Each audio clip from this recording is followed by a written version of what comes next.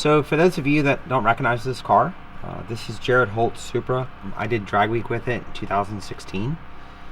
It's been if you followed drag week, then you probably saw a clip of me sliding this thing through the traps because I blew a head gasket out of it and it was dancing around on coolant.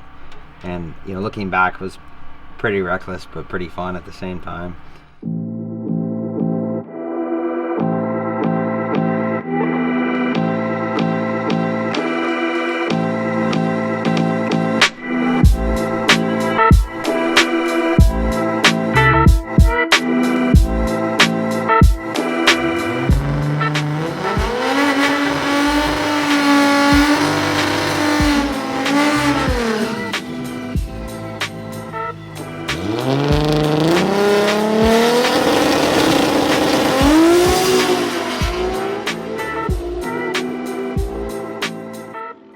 So we took it to the track this week, and it's undergone some changes. The guys in Tampa at ProFab had put a lightweight floor in it, and we got a rear cross member or cradle, an IRS cradle from Joel Granis, so we lost a little bit of weight there too, with the goal of getting it back in the mid-7s, but without as much nitrous, because when I went 750 with this car before, I had 200 horsepower with nitrous on, and I would use 200 horsepower for the first 4 or 5 seconds, and then I would use 100 horsepower for the remainder of the run.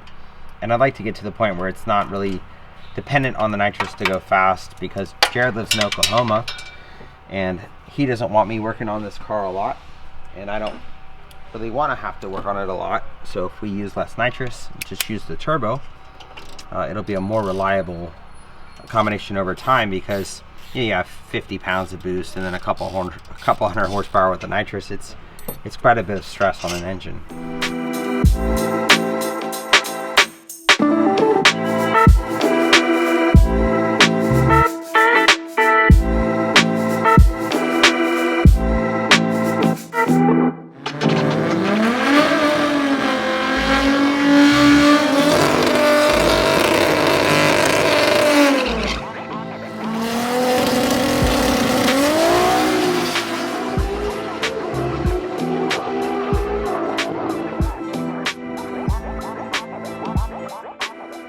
The engine is a RS 1600 with aluminum rods. It's a 3-liter. The turbo is an 8385.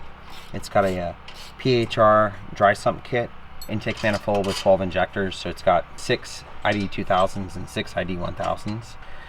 And then it's a TH400 built from RPM with a Pro Torque converter and a DSS 9-inch bolt-in 9-inch, and then that kind of rounds it out.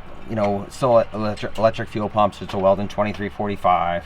Jared's plan is to be able to race it on some no prep events or surfaces that aren't great. So we'll have to take it to there's a local road course that agreed to let us use part of their straightaway to test on an unprepped surface. So we'll work on that a little bit and get it to leave.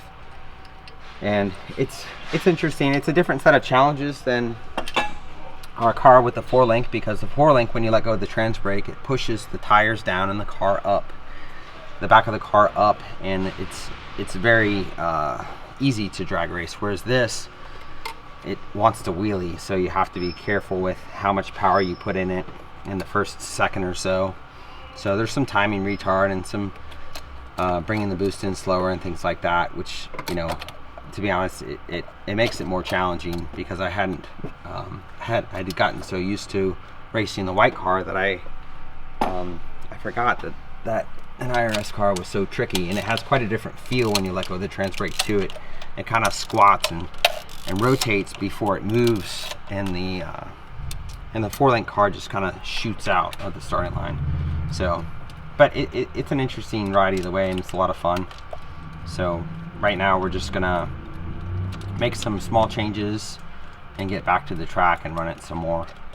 But we did make 1/4 mile pass, and it went 7.6, which for 45 pounds of boost and 100 horsepower with the nitrous for the first 5 seconds, I wasn't ashamed of that. And I look forward to going fast in the future with it.